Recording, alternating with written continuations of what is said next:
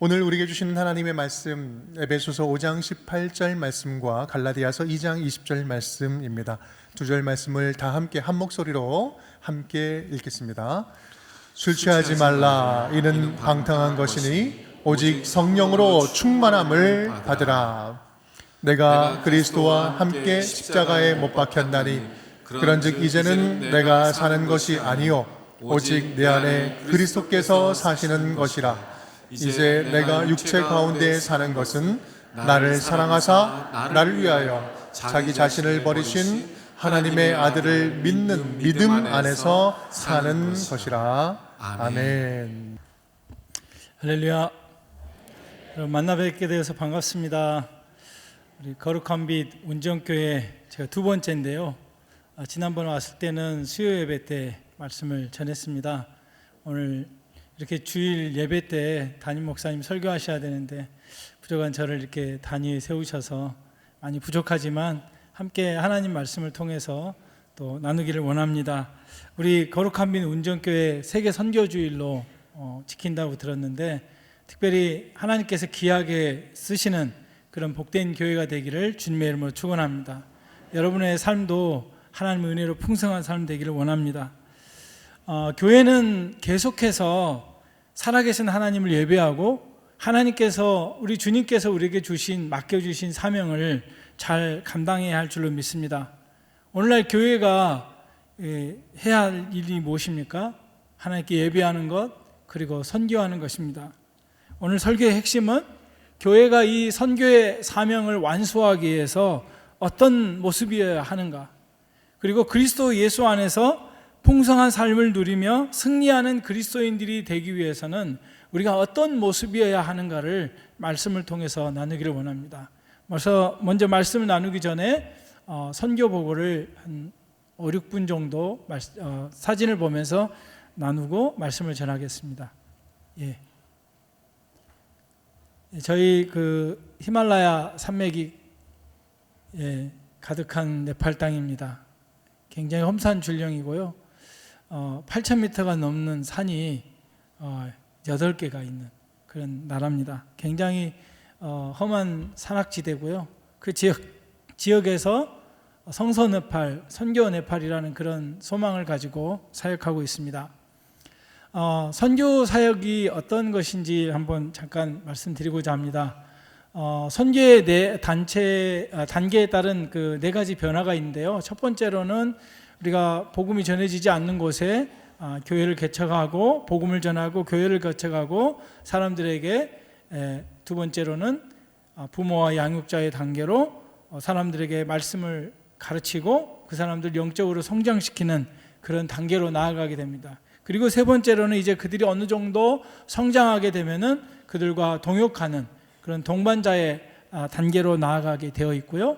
네 번째로는 이제 그들이 먼저 앞서가고 선교사는 그들과 함께 참여하는 그런 단계로 나아가게 되는데요. 지금 대부분의 나라에서 선교는 특별히 개척의 단계, 부모와 양육자의 단계라기보다는 많은 교회들이 세워져 있는 상태예요. 네팔도 인구 3천만 명 중에 약 2.5% 정도, 2.25%, 정부에서 발표한 건 한 2.25% 정도 되는데 크리스찬이 그 정도 됩니다. 저희들은 이제 보기에 한 3%에서 5%까지도 보기도 하는데 굉장히 영적으로도 많이 성장하고 있고 또 복음화되고 있는 그런 상황입니다. 그러다 보니까 수많은 지역에 교회들이 세워졌고 선교사들은 그들과 함께 동반자의 단계에서 사역하게 되는 경우가 많습니다. 선교에는 이제 새로운 전략이 필요한데요. 먼저는 우리가 네팔 그리스도인과 협력해서 선교를 하고 있습니다. 왜냐하면 네팔이라는 땅은 그 선교가 금지되어 있는 땅이에요. 법에도 다른 타인을 개종하려는 활동을 하게 되면 저희 같은 경우에 3년 또는 5년 징역형에 처하게 되고 또 나라에서 추방당하게 됩니다. 그러다 보니까 저희가 직접적으로 전도지를 나누거나 또 밖에 가서 전도하고 그런 일을 굉장히 조심스럽습니다. 그래서 그렇게 하다가 추방되신 분들, 그리고 감옥에 갇혀서 어려움을 당하신 분도 계십니다. 어쨌든지 간에 그럼에도 불구하고 저희들 네팔 땅에 그리스도인과 협력하면서 복음을 전하는 그런 전략을 취하고 있습니다. 그래서 네팔 교회를 상대로 또는 그 사역자들을 양성하고 교회들을 성장시키고 부흥시키는데 도움을 주는 그런 선교를 감당하고 있습니다. 그래서 하나님 나라의 선교의 동역자로 저희가 선교에 임하고 있습니다. 두 번째로는 네팔 교회의 필요를 돕는 선교, 그들이 무엇이 필요한지 그리고 우리가 그들을 도와야 될 것이 무엇인지 살피면서 선교를 감당하고 있습니다. 그러나 중요한 것은 그들의 자발성을 없애는 그런 선교는 지향하고 있습니다. 그들이 어느 선교사는 나그네이기 때문에 언제 어느 때 비자가 나오지 않으면 떠나야 됩니다. 그리고 그곳에서 나와야 되는데 그 사람들을 부모 양육자의 단계로 계속 이끌고 앞에서 이끌고만 가다가 그들 스스로 성장할 수 있는 기회를 놓쳐버리는 그런 일이 발생하기 때문에 특별히 그들 스스로 성장할 수 있도록 돕는 그런 선교가 되어야 되기 때문에 네팔 교회의 필요를 찾아서 그들의 필요를 돕는 방식으로 선교를 감당하고 있습니다. 그래서 이제 저는 영적인 필요를 채워주는 그런 사역을 하고 있는데요. 특별히 네팔 목회자들 그리고 평신도 지도자들에게 66권 성경 전체를 가르치는 그런 사역을 하고 있습니다. 그래서 네팔의 교회가 산악지역의 교회가 세워지면 보통 교인들이 자기 교회까지 오는데 어떤 데는 뭐 두세 시간씩 걸어서 왔다가 다시 걸어서 돌아갑니다. 그러면 예배 드리고 가면 하루 종일 걸리는, 뭐 교회에 왔다 갔다 하는데 걸어서 4시간 뭐 이런 데도 많거든요. 그러다 보니까 이제 조금 믿음이 자라면 모 교회가 지 교회를 이게 설립합니다. 오늘 보니까 우리 신남교회인가요? 예, 공청회를 또 한다고 하는데 그런 교회들이 네팔에는 많이 세워지는데 문제는 그런 교회들의 그 평신도 목회자들이 신학을 배운 적도 없고 그리고 목사도 아니기 때문에 또 뭐 성경도 잘 모르고 굉장히 그런 상황에서 사역을 감당하고 있습니다. 그러다 보니까 그 사람들의 필요가 무엇인가, 이들의 영적인 필요를 채워줘야겠다. 그리고 영적인 리더십을 개발시키는 그런 사역을 감당하고 있는데 그들을 초청해서 또는 제가 찾아가서 성경 66권 전체를 가르치고 그 자리에서 앉아서 읽습니다. 그래서 일독을 시키죠. 그런 사역을 감당하고 있고, 그러면 네팔 전 교회가 말씀으로 충만해지는 그런 말씀 읽기 운동을 하고 있습니다. 그래서 제 선교는 랄프 인터가 한 말인데요. 현지인들이 할 수 없고 하지 않을 일을 하고 현지인들이 할 수 있고 하게 될 일은 현지인들이 하게 하라. 그냥 막 퍼주면 좋은 것이 아닙니다. 선교는 저희들이 굉장히 지혜롭게 감당해야 합니다. 오늘 선교의 주일이기 때문에 특별히 우리가 어떤 모습으로 건강한 선교를 해야 되는지를 또 나누기를 원합니다. 현지인들이 할 수 없고 그들이 하지 않을 일들, 그렇지만 꼭 필요한 일들을 우리가 찾아서 해야 되는 것이고, 현지인들이 할 수 있고 그들이 하게 될 일은 그들이 스스로 할 수 있도록 잘 도와주는 그런 선교가 오늘날 필요합니다. 너무 물량 공세로 뭔가 막 도와주고 하는 것은 좋지만 그들의 자발성을 없애고 그들이 스스로 성장하는 것을 방해하는 선교는 지향해야 한다고 생각합니다. 요즘은 챗GPT가 1분도 안 돼서 그림을 그려주더라고요. AI 시대에 저희가 있는데 이 그림을 그려달라고 요청을 했더니 순식간에 그려서 주더라고요. 이전에 선교가 앞에서 선교사가 끌고 가는 선교였고 현지인들은 뒤에서 그냥 따라오는 그런 선교였다면 이제는 이런 선교가 되어야 합니다. 현지인들이 힘들지만 오르막길에 저 소년이 오르막길을 끌고 가는데 얼마나 힘들겠어요. 그리고 혼자서 갈 수 있는 힘이 없어요. 그래서 선교사는 잘 갈 수 있도록 뒤에서 밀어주는 그런 선교야 되지 않겠나, 이런 생각을 하게 됩니다. 그래서 이 아이가 성장하고 힘이 생기면 자기 스스로 끌고 갈 수 있는 거죠. 자기 지역 교회를, 자기 나라를 선교할 수 있는 힘을 키워가도록 도와주고 밀어주는 선교를 감당해야 한다고 생각합니다. 그런 관점에서 저는 선교를 감당하고 있고요. 한국 교회도 마찬가지입니다. 우리가 어떤 나라에 선교를 하든지 간에 우리가 가진 것을 막 퍼주는 것도 중요하지만 그들이 스스로 성장하고 잘할 수 있도록 밀어주는 그 정도만 감당하는 것이 더 현명하지 않나 하는 생각을 하게 됩니다. 우리가 어린아이가 성장하게 하려면 그들 스스로 그것을 헤쳐나갈 수 있도록 해나가는 그런 시간을 둬야 되는 것과 마찬가지입니다. 그래서 저는 이제 성경을 읽고 성경을 살도록 그런 도전하는 선교를 하고 있습니다. 여기 보면 이제 저희 강당에서 오디오로도 성경을 읽고 중간중간에 멈춰서 제가 설명을 하고 또 성경을 읽고 설명을 하고 아침 8시부터 저녁 8시까지 3박 4일을 3번을 마쳐야 돼요. 3박 4일, 3박 4일, 5박 6일 이렇게 3번을 마쳐야 성경 전체를 읽을 수가 있습니다. 왜 이 사역을 시작했냐면 제가 네팔 오지에 다니면서 복음을 전하고 교회를 세우는데 그 지역에 있는 교회 목사님들이 성경을 너무 몰라요. 심지어는 성경 한 번 읽어본 적이 없는 목회자들이 너무도 많습니다. 목회자 세미나에 한 50명 초청받아서 여러분 중에 성경 전체를 일독해 본 사람 손 들어보십시오 하면 한 5명 될까요? 그 정도로 몰라요. 그렇지만 성령으로 충만해서 사역합니다. 그럼에도 불구하고 그들이 성장하고 그들의 교회가 성장하고 성도들이 성장하게 하려면 결국은 하나님 말씀으로 나아가야 되거든요. 그리스도인의 삶의 기준이 뭡니까? 하나님 말씀이잖아요. 그래서 이 말씀을 가르쳐서 영적인 지도력을 개발시키는 일을 하고 있습니다. 그래서 이제 66권을 다 마치면 졸업을 시키고요. 그리고 가끔은 이제 뭐 자기 딸도 데려오고 아들도 데리고 같이 하루 종일 성경을 읽습니다. 네팔은 세습이 너무 자유로운 나라예요.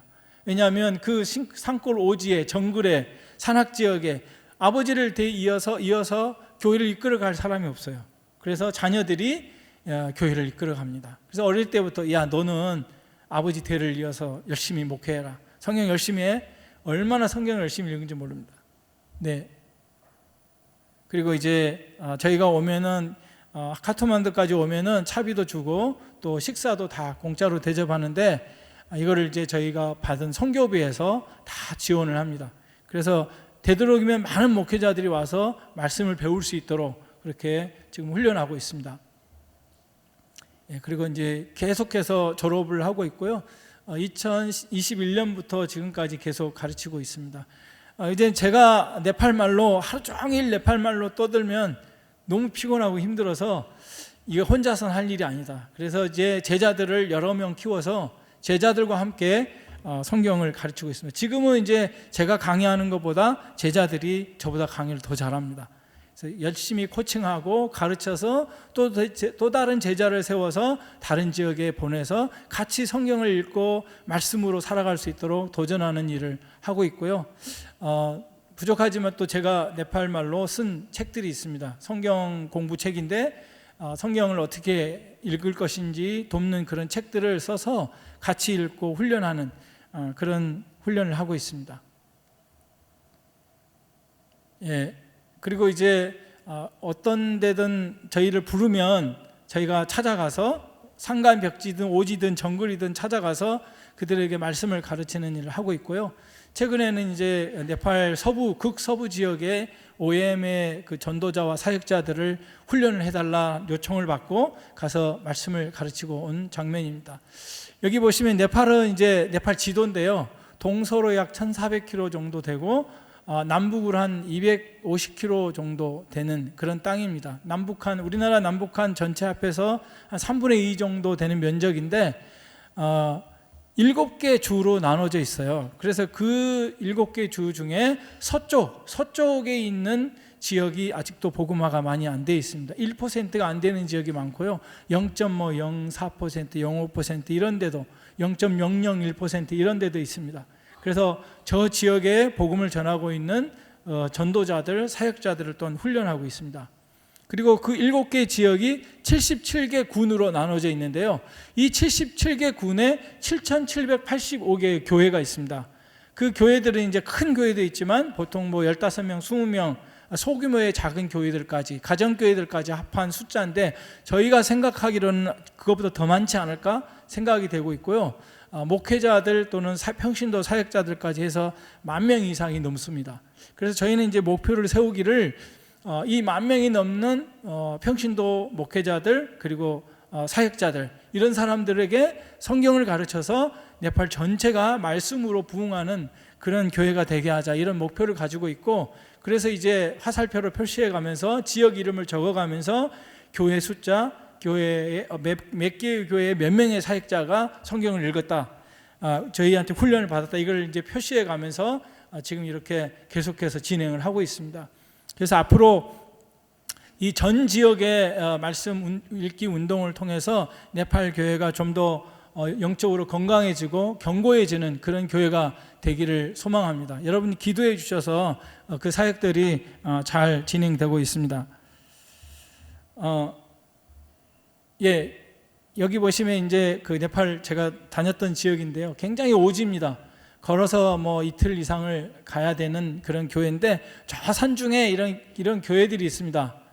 이런 교회들이 있는데 제가 2016년에 갔는데 한 40명 정도 되더라고요. 근데 이제 교인이 너무 많아서 성장해서 이 교회를 좀 건물 도와달라, 자기들이 여력이 없다, 그래서 도와줬는데 300명이 아니고 한 250명이 넘었던 것 같아요. 저희가 왔을 때 교인들만. 그리고 한 가정만 예수를 안 믿는데요.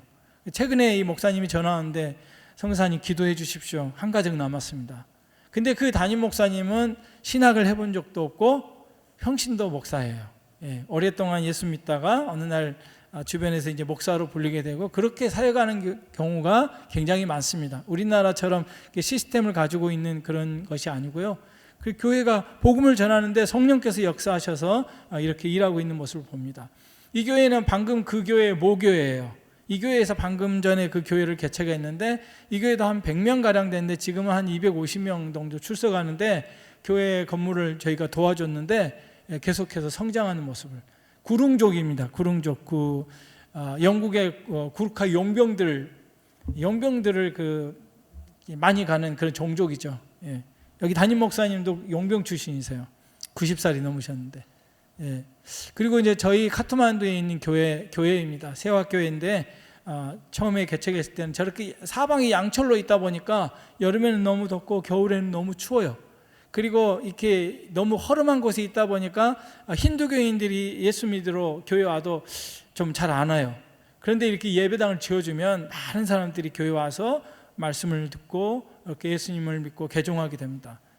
그래서 이번에 운정교회에서 지금 2개의 교회를 도와주고 있는데요, 수소모짜르 먼덜리 그리고 요르단 먼덜리, 이 2교회를 건축을 하고 있는데 아마 11월 달에 오시면 이렇게 많은 성도들이 있는 것을 보실 수 있을 겁니다. 그들이 할 수 없는, 그들의 자력으로 할 수 없는 부분을 도와줘서 성장할 수 있도록 밀어주는 그런 선교에 해당한다고 하겠습니다. 이 교회도 이제 지난번에 우리 운정교회에서 왔다 가셨는데 저렇게 허름한 데서 8년을 예배를 드렸어요. 비바람이 차고 춥고 하는데 저기를 가서 보니까 저도 너무 마음이 아픈 거예요. 근데 담임 목사님은 얼마나 열심히 하는지, 그래서 이제 후원교회 요청을 해서 교회를 지어줬더니 교회가 굉장히 부흥하고 있습니다. 그래서 최근에 만났는데 우리 운정교회 어떤 성도님께서 오토바이를 사주셔서 우리 사역자 오토바이를 사줬는데 열심히 타고 다니면서 전도하고 다닙니다. 그래서 목사님 우리 이번에 5가정이 예수 믿었어요. 그리고 이게 기도해 달라고 하시더라고요. 계속해서 네팔 교회가 부흥하는 모습입니다. 이 교회도 마찬가지고요. 제가 이제 다 이렇게 지어주고 연결된 교회들인데 이 교회도 4배 정도 부흥한 교회인데, 이 목사님이 아니죠. 우리로 말하면 서리 집사 정도밖에 안 되는 사람인데 담임 목회를 해요. 근데 이렇게 열심히 이 전도를 하고 저한테 배운 성경을 교인들하고 같이 읽어서 이렇게 부흥한 교회입니다. 아주 모범적인 사례죠. 제가 이 교회를 보면 굉장히 도전받습니다. 이거는 성령께서 아니면 이렇게 할 수 없다, 그런 생각을 가지고 또 일하고 있습니다. 이 마지막 사진인데요, 제가 지난 5월 달에 다녀온 곳입니다. 네팔의 퓨탄이라는 지역인데요, 퓨탄이라는 지역에 그 OM에서 데리고 온 그 젊은 전도자들, 사역자들, 그런 사역자들을 훈련하는 곳인데, 저 지붕을 보시면은 양철로 됐는데 밖에 온도가 36도입니다. 그 안에 저렇게 모여서 바닥에 앉아서 저와 같이 4일 동안을 성경을 읽는데 이걸 3번을 해야 되는데 4일 동안을 성경을 읽는데 꼼짝 않고 저렇게 앉아가지고 땀을 흘리면서 열심히 기도하며 성경을 읽는데 제가 얼마나 감동을 받았는지 몰라요. 오늘 설교의 주제가 늘 충만케 하소인데요. 늘 충만케 하소서인데 저들은 성령으로 충만을 가득해 있었어요. 제가 굉장히 도전받는 그런 모습, 제가 성경을 가르치러 갔다가 오히려 도전받고 오는 그런 시간이었습니다. 예, 이제 파워포인트는 닫으셔도 될 것 같습니다. 20대 젊은 청년들이 모여가지고 우리가 네팔을 변화시키겠다, 내가 밟는 그 땅을 복음을 전하겠다, 그런 열정을 가지고 그 자리에 참석하고 기도하고 땀 흘리고 앉아있는데 제 20대 때가 떠오르더라고요. 선교단체에서 열심히 활동을 하면서 지하에서 기도하면 벽에서 물이 줄줄줄 흘러내릴 정도로 그렇게 열정적으로 주님을 찾고 내가 평생 주님 위에 살겠습니다. 그래서 선교사로 가긴 했지만 그랬던 그 시간이 생각나더라고요. 근데 지금 네팔의 젊은이들이 그렇습니다. 이 젊은이들 중에 많은 사람이 그런 비전을 품고 살아가는 모습을 보고 도전을 받게 됩니다. 요엘서 2장 28절 29절에 보면 그 후에 내가 내 영을 만민에게 부어주리니 너희 자녀들이 장래일을 말할 것이요 너희 늙은이는 꿈을 꾸며 너희 젊은이는 이상을 볼 것이며 그때에 내가 또 내 영을 남종과 여종에게 부어줄 것이라. 여기 보면요 여러 부류가 나옵니다. 너희 자녀들, 그리고 늙은이들, 젊은이들, 남종과 여종 모두 할 것 없이 성령으로 충만해 있는 모습을 볼 수 있습니다. 여러분, 우리도 한때 그랬던 때가 있잖아요. 우리 운종교회는 지금도 그 성령의 불이 활활 타올라서 하나님이 쓰게 되실 줄로 믿습니다. 아닌가요? 예, 동의 안 하신 분도 계신 것 같은데. 예, 우리는 성령으로 충만해야 합니다. 여러분, 선교하려면요 성령 충만하지 않고는 감당할 수가 없습니다. 그냥 퍼주고 보여주기는 좋죠. 그러나 그들이 부흥하고 성장하고 영적으로 더 앞으로 나아가게 하려면 우리가 먼저 성령 충만해져야 됩니다. 성령 충만 없이 선교는 감당할 수 없습니다. 제가 14년 차로 선교사로 감당하고 있는데 이 OM 젊은이들, 전도자들을 훈련하고 집으로 돌아왔는데 며칠 후에 새벽에 하나님께서 저를 깨우시는 거예요. 너는 지금도 충만하냐? 너는 여전히 충만하냐? 그 질문을 저에게 던지셔서 제가 한참을 말을 하지를 못했습니다. 그래서 새벽에 깨서 침대에서 무릎을 꿇고 기도하면서 하나님, 제가 다시 충만해지기를 원합니다. 성령으로 충만키를 원합니다. 오늘 교동문에서 잠깐 읽었던 그 본문 중에 오직 성령이 너희에게 임하시면 너희가 권능을 받고 예루살렘과 온 유대와 사마리아와 땅끝까지 이르러 복음의 증인이 되라고 말씀하신 것처럼 성령이 임하시고 그 성령의 권능을 받아 나아가는 거예요. 우리가 여러분 세상 가운데 나아가서 복음을 전하고 선교를 감당할 수 힘이 어디서 나옵니까? 성령께로부터 옵니다. 그래서 성령 충만함을 받아야 합니다. 여러분, 에베소서 오늘 5장 18절에 보면 본문에 성령 충만함을 받으라, 충만함을 받으라는 말은 무슨 말입니까? 현재 시제로 되어 있는데요, 성령 충만이 일시적으로 끝나는 것이 아니라 성령 충만이 어제도 충만했지만 오늘도 충만하고 계속해서 충만해야 함을 말씀하고 있습니다. 성령 충만이 이례적으로 끝나서는 안 됩니다. 성령으로 가득해져야 합니다. 우리가 성령으로 충만하게 되어야 돼요. 그래야 하나님께서 우리에게 주신 사명을 감당할 수 있습니다. 또한 성령으로 충만한 삶을 살 때 우리가 풍성한 은혜를 누릴 수가 있어요. 여러분, 성령 충만을 사모하시기 바랍니다. 아멘. 성령 충만을 사모하십시오. 내 안에 성령으로 가득해서 성령이 나를 지배하고 성령께 내 삶을 맡기고 성령께서 이끄시는 대로 따라가는 삶이 여러분 나쁜 게 아니에요. 너무나 행복하고 너무나 풍성한 삶을 경험하게 될 것입니다. 여러분, 초대교회 보면 얼마나 성령 충만한 사람들의 모습을 우리가 볼 수 있습니까? 그들은 아무것도 없었지만, 그들은 쫓기는 신세였고, 그들은 가난하였지만, 비록 그들은 어려웠지만 그들은 성령으로 충만하였고 그들 안에 기쁨이 넘쳤다고 했습니다. 여러분, 우리는 무엇으로 충만하십니까? 성령으로 충만해야 합니다. 두 번째로, 충만함을 받으라는 말은 수동태로 쓰였는데, 성령 충만함은 내가 오늘부터 충만해야지 한다고 되는 것이 아니에요. 받는 거예요. 받는 거.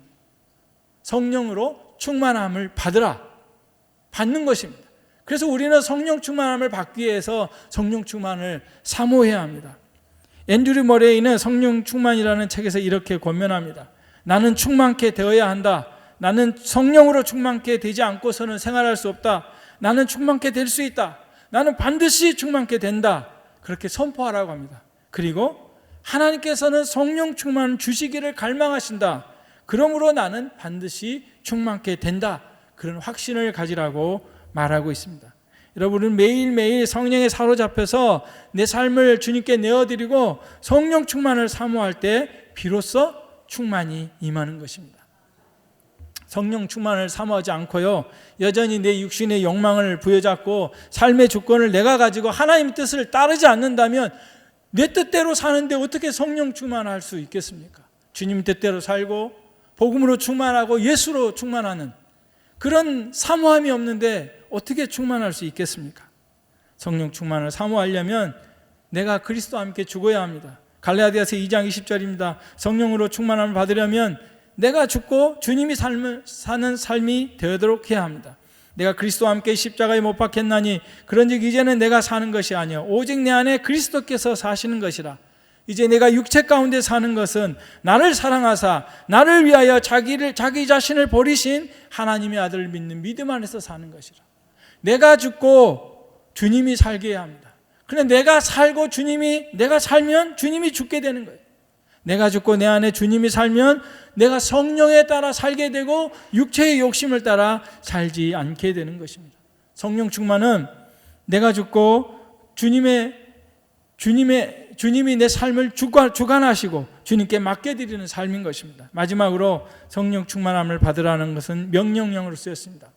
여러분, 성령 충만은 해도 되고 안 해도 되는 게 아니라 우리가 날마다 충만해야 합니다. 명령입니다. 충만함을 받으라. 충만함을 받으라고 말합니다. 여러분, 술 취하지 말라 이는 방탕한 것이니 성령으로 충만함을 받으라. 술 취하면 어떻게 돼요? 절제하지 못하게 됩니다. 방탕에 빠지게 됩니다. 그러나 성령 충만하게 되면 어떻게 됩니까? 성령에 이끌려 살아가게 되는 거예요. 하나님 말씀 따라 순종하며 살게 되는 것입니다. 그 삶에 하나님의 축복이 있고 하나님의 놀라운 은혜가 있으심을 믿으시기 바랍니다. 여러분, 그 네팔의 오지의 그 청년들이 그 더운 그 자리에 앉아가지고 말씀을 배우면서 이 땅을 복음을 전할 거라고, 복음으로 변화시킬 거라고 하는 그 마음이 어디서 나왔을까요? 아무것도 없어요. 그들은 성령께서 역사하시니까 그 마음이 충만해서 내가 감당하겠노라 하고 그 자리에 모인 것입니다. 말씀을 맺겠습니다. 여러분, 어제는 성령 충만했는데 지금은 어떠신가요? 현재를 살아가는 그리스도인들에게 더없이 필요한 것이 성령 충만입니다. 여러분, 성령 충만이 광신자만 막 교회 열심히 다니고 예배 열심히 참석하는 그런, 어떻게 보면 광신자처럼 보이는 사람만 충만해야 되는 게 아닙니다. 모든 그리스도인들이 성령으로 충만하고, 성령으로 충만할 때 우리 안에 성령의 9가지 열매가 있잖아요. 많은 열매들이 맺히는 거예요. 성령 충만하지 않고는 선교를 감당할 수 없습니다.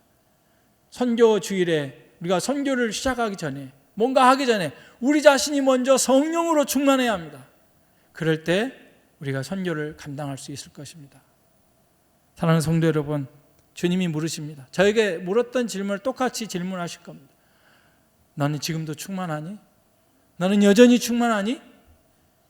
주님의 성령으로 충만하게 되셔서 하나님의 큰 은혜를, 풍성한 은혜를 누리시는 여러분 되시고, 또 선교의 사명을 감당하는 우리 운정교회가 되기를 주님의 이름으로 축원합니다.